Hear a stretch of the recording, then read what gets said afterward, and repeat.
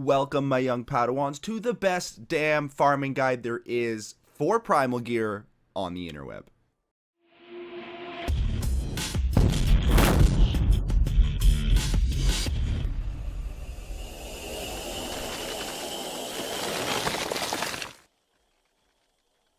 So it's been a while since I've catered to my Diablo 3 audience. I know it's not an FPS game, but I do love it, so it's on the channel. We're going to take a look here at an updated farming guide. The last one was made a long time ago. It is now patch 2.5. There's some new things involved, such as primal gear, which I'm sure a lot of you guys are here for today. This is going to be a guide for PC and console. They are very, very similar. For all those naysayers that didn't think I played PC, let's take a look. Yep, definitely play PC as well. So this is my Demon Hunter on PC. I'm going to be going back to the console to show you guys the tutorial, but the differences between the console and PC are very, very small. Mostly user interface, such as these menus here. The cube powers are displayed. Everything's displayed better on the PC, I think. It's just they have more to work with when you're using a mouse. So they've obviously redesigned it for the console controller to make it easier to navigate menus. So when I talk about the cube and the recipes when I'm performing this tutorial, the only difference you're going to have to pay attention to is it doesn't display the power or recipe names such as clearly as they do on the console. You're gonna have to look under the recipe names to find out what that recipe does. And if you just go to the right here, you can see all of the recipes that we're going to talk about today. And if you want to use the cube, it is not available in last gen consoles like the 360 and PS4. I'm sorry. So this is geared towards PC and Xbox One and PlayStation 4 users. Obviously, I hope you know how to use the cube. You click and drag into here to use it, and on the console you just click the item that you want to cube and it goes into there automatically when you're in the cube interface. So that's as much as I'm going to explain on the PC, just to show you guys the differences, but everything applies the same when we talk about how it's done on the console. So let's jump back into the console and see how to get primal gear for your character. Alright guys, so let me start to guide you to the top of the Diablo 3 mountain with 100% primal gear that you are looking for. Now, before we get into that, we have to understand that this guide is for people who are already level 70, already know the build they want, and they're just like, Bean, I don't know how to speed up my legendary farming, I just want all my primal gear now. I get you, and that's why I'm going to show you guys how to do this. We all obviously want these coveted pieces of primal gear. Now, primal gear, if you don't know, is perfectly rolled stats. You still have to roll the right affixes. There's still a chance to roll any one of those, so I hope, you know, my prayers go out to you that you get the right roll on your first primal drop. But it definitely rolls at max stats. 1000 dexterity, 6 critical hit chance. Everything is maxed out. So let's not worry about primal right now. Let's worry about the farming methods to get to where we need to get to before we start worrying about primal gear. So there are 3 methods that you're going to be using. And they're all gonna, before I get into that, they're all gonna limit the pool of items that you're pulling from. If you don't know how the system works, RNG, random number generators, when you are looting enemies, there's a bunch of random number generators. First is the enemy going to drop me an item? Maybe, maybe not. That's the first random number generator. That stacks with what item is it going to drop? Helmet, gloves, dagger, one-handed weapon, two-handed weapon, mighty weapon. Look at the pools we're drawing from here, right? They each have a chance of dropping.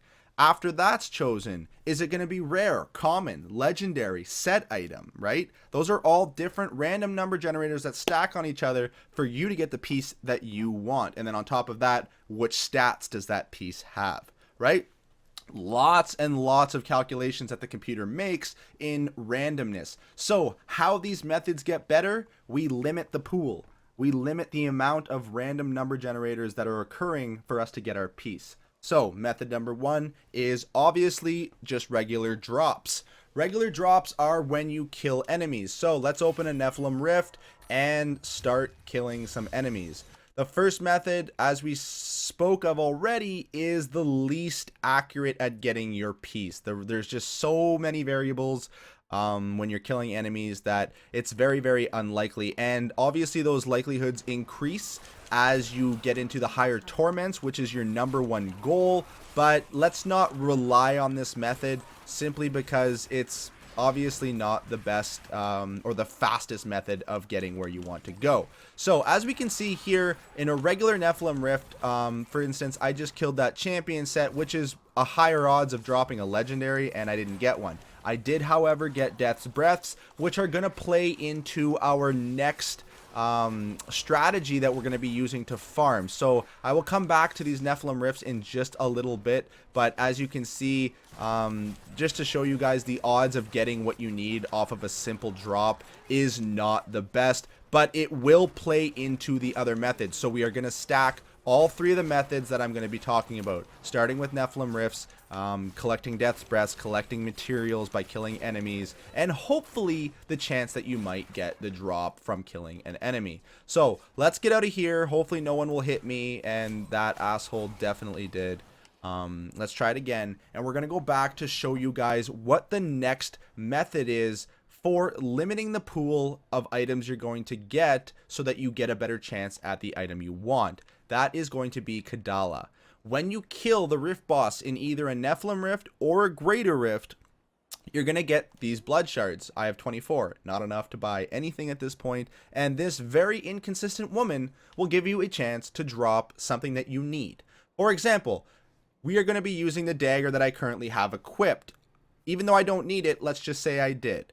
So I'm going to go to Kadala, and I'm going to require at least 75 blood shards, and I'm going to come here to weapons, and I'm going to click on one-handed mystery weapon. Now, why is this better than killing enemies all day long and relying on only that method? Well, because now I'm limiting my pool to only one-handed weapons. I've cut out helmets, gloves, shoulders. I've cut out 90% of the items that can drop, and I'm basically pulling from a pool of just one-handed weapons. Swords, hand crossbows, daggers. So as you can see, the pool is a lot smaller. My odds have now gone up tremendously. But there's still the chance that it's going to be rare, that it's going to be a blue item, a common. So obviously the odds are better, but not as high as I want them to be to get my primal now. And I mean, not primal, because we're still looking for the gear that we need. We're not going to worry about primal until we have 2 pieces of every piece of gear that we need. I'll explain why in just a minute. Let's continue with our second method, which is Kadala, and as you can see, the odds are better, but still we can increase this even more. Moving on to our third method, still using the dagger as an example. Third method is this thing called the Kenaz Cube, if that's how you pronounce it, and it's going to be using the recipe upgrade a rare item. This is by far the best odds that you have at getting any item in the game that you specifically seek. So always have this as the forefront. This is how I'm going to get my item. If you get it from Kadala or you get it from a drop, lucky you, congratulations, move on to the next piece that you're looking for. So let's see, why is this the best method, I should say. Let's go down to this rare level 70 dagger.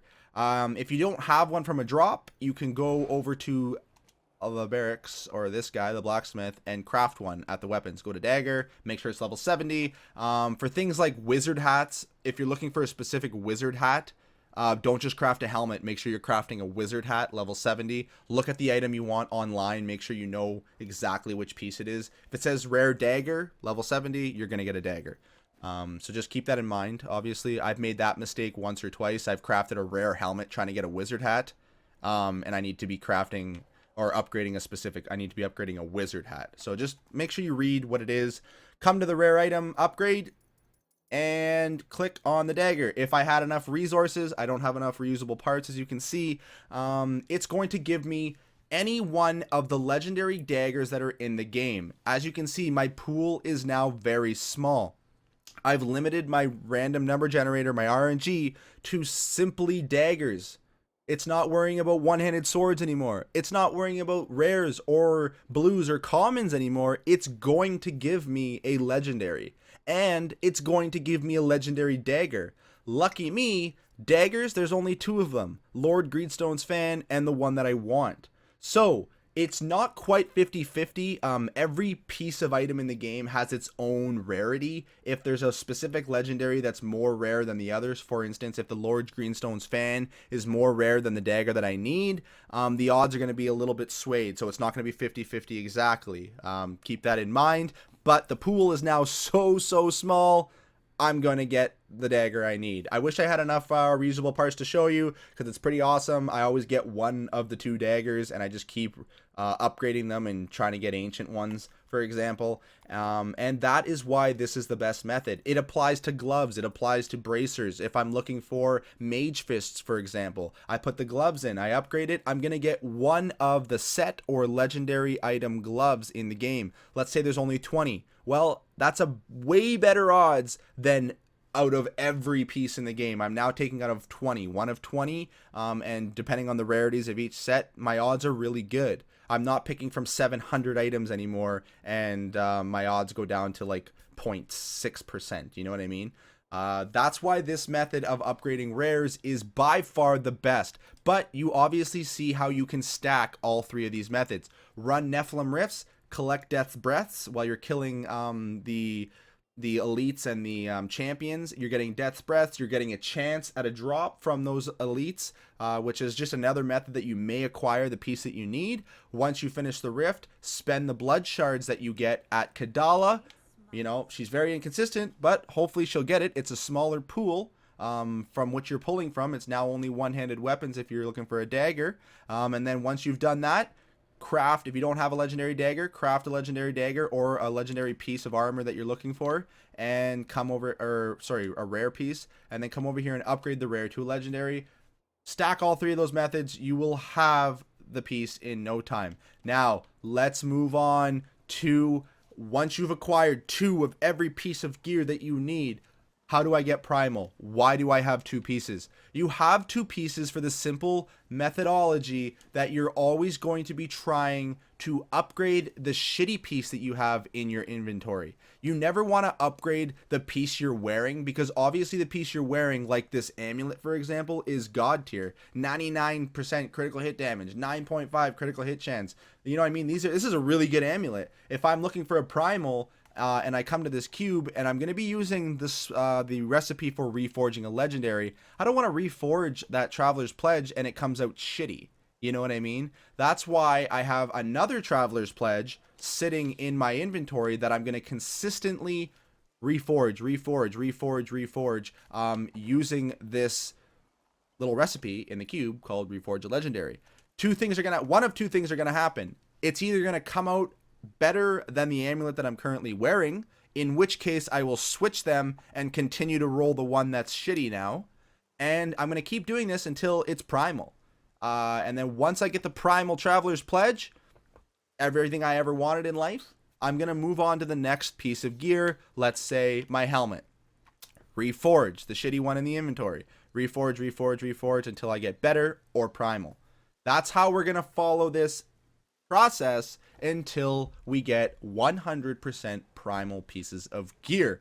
Now, obviously, once you get to this stage, once you have 2 pieces of every gear, you're no longer going to be doing Nephilim Rifts unless you need Death's Breath, for example, because those are the best places to get that. But you probably won't, because you need to be farming these pieces, these materials, which are found in the bounties. Act 1 bounties, for example, are going to give you the tome. Once you've completed all 5, you get your cash. You're going to get, in Torment 13, you're going to get 16 of those crafting materials, and you only need 5 of each act to 5 of each act's materials from the caches to reforge once. So every time you do all 5 acts, get all 5 caches in Torment 13, you are going to have a chance, 3 chances at reforging a specific legendary. Hopefully one of them will be Primal. What I forgot to say, do not start doing this. Do not start doing the bounty grind until you have come to level 70 in Greater Rifts. Collect all the pieces of gear that you need. Once you are powerful enough, fight your way up Greater Rifts until you hit level 70. Once you've soloed, you have to solo it, level 70, start moving to the bounties, collecting the materials from the caches in all 5 acts, coming to your reforge and reforging the shitty items you have in your inventory that you're currently wearing. Not the ones you're wearing, they're replicas in the inventory until you get primal gear. That is the guide. That is how you are going to have 100% primal gear in no time at all. Following these strategies, limiting the pools that you're pulling from so that you're not just throwing your luck into the wind and hoping for a 0.001% chance at the item that you need. Refine your odds and get 100% primal gear. I hope you guys enjoyed the video. If you did, drop a thumbs up. It means more than you know. And comment in the section below if you have any more questions or you want other quest tips to how you can get to 70 very fast. If you're really new to the game, let me know what you guys want to see. Otherwise, I'm going to be moving back to some FPS games in the future until our next Diablo video. So I hope you guys liked the video. If you did, subscribe to the channel for more and let me know how you felt about the video in the comments. So until the next video, guys, stay on the bean. You do you. Live life your way because that's the way it's meant to be. Cheers, you beauties.